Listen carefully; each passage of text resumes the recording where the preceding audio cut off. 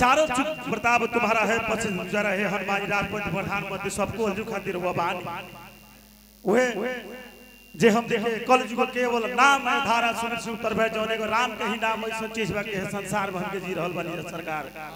न तेकरा बाद अगर हटा दिए करा के जीरो को दी देखी कालो को दुनिया में कुछ नहीं खेलब एगो इहे माया ईश्वर बा के सब के घेर ले बा मैं तुहन के झूठल बनी ओहे भाव लगी ए हा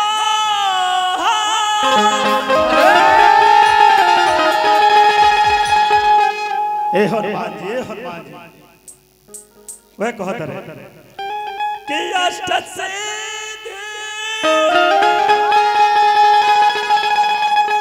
आदम निधि के दाता अरे कहली सीता माता अरे हम तो जानते नु अरे हम तो जानते नु बानी रौरा हई भगवान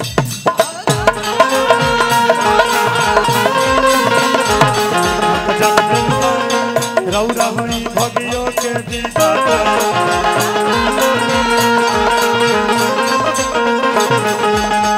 कि अष्ट सिद्धि फिर हम गार्जियन के तरफ से पुरस्कार भगवान से निवेदन करतनी है बलिहार पर प्रतिष्ठा बन रहे सबके अरे नवनिधि के दाता अरे कहली सीता माता हम तो जानते न बानी रे हम तो जानते न बानी रौरा हई भगियो के विधाता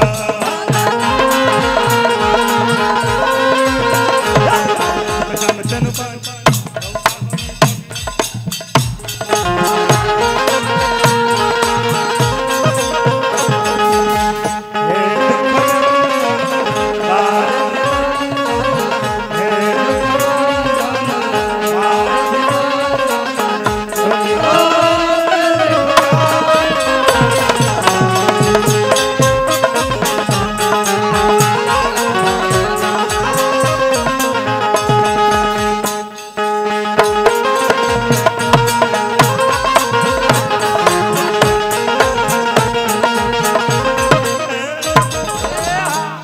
बहुत सुंदर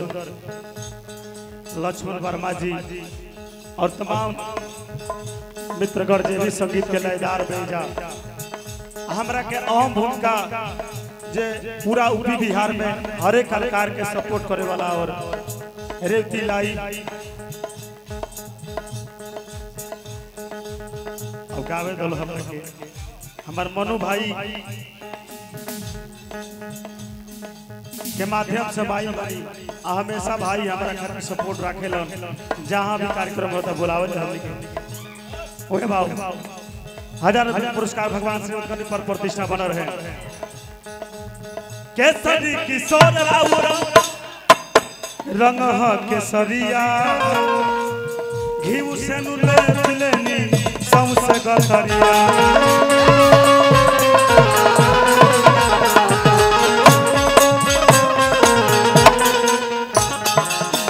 केसरी किशोर हनुमान अरे रंग केसरिया मनु बाबू घी से नुले सबसे गतरिया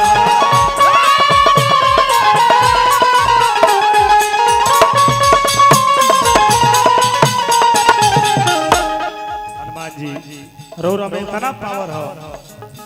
कि रउआ जकरा के आतना बुद्धि हो कि रउआ बुद्धि के अगर बखार कर लगे तो कतनो आज के ज्ञानी बने तो कम पड़ जाए तने मुर्गी मार के भाव आ जाए कैसे अरे रंग हो केसरिया अरे घी से नूर पिलेनी सबसे गतरिया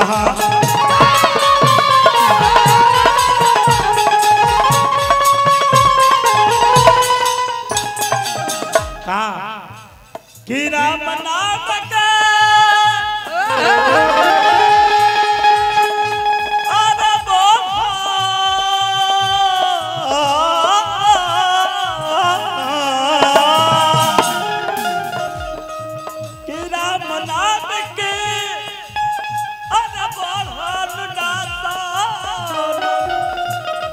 अरे ओढ़ल बा छाता बाबा अरे हम तो जानते बानी रहू रहू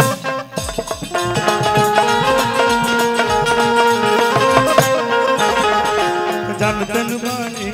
रहू रहू भगियों के विधाता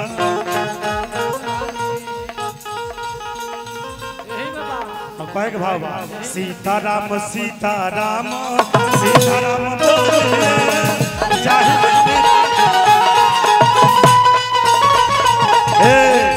बहुत सुंदर गीतकार राइटर जय रेवती के गाना तमाम संतोष भाई के सुलह बहुत सुंदर अपना लेखनी से लिखले बड़े भाई के स्वागत है धन्यवाद कर देने की प्रेम बना रहे सुनो ध्यान से सीताराम सीताराम सीताराम बोलिए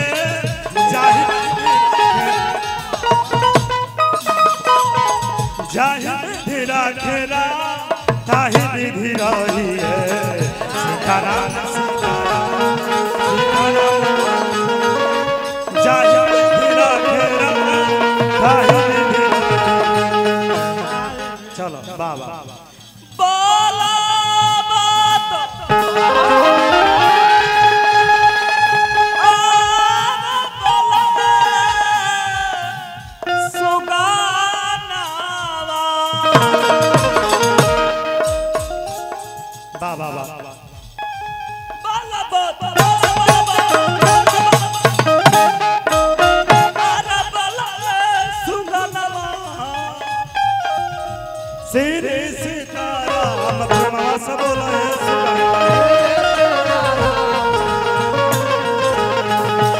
घर के बालक बारे अगर कोई त्रुटि हुई माफ करो हमने के प्रोग्राम अब लास्ट कर देनी श्री सीताराम प्रेम से बोले सुगना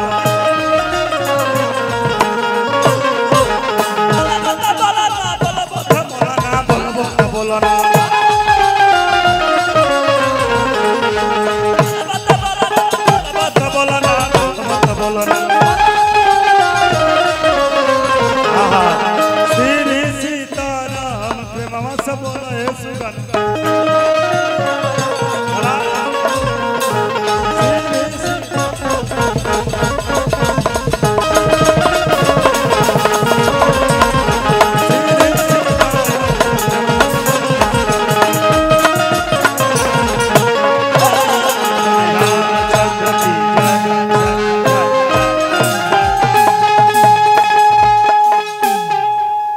चारों तरफ से सबके बैठल हाथ उठा ली थोड़ा सा